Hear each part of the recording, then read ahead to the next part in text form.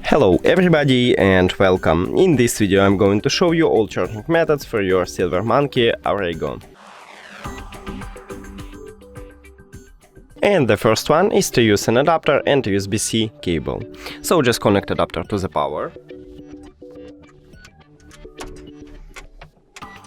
And right here at the left ear cup we have USB-C port, so connect USB-C cable here. And we did it. But also we have the second option is to use your phone, and all you need to have is just USB-C to USB-C cable, would look like this. But if your phone do not support USB-C, maybe you should have Lightning to USB-C or even micro USB to USB-C. Now connect USB-C cable to your phone and the second one at the USB-C port on your left ear cup.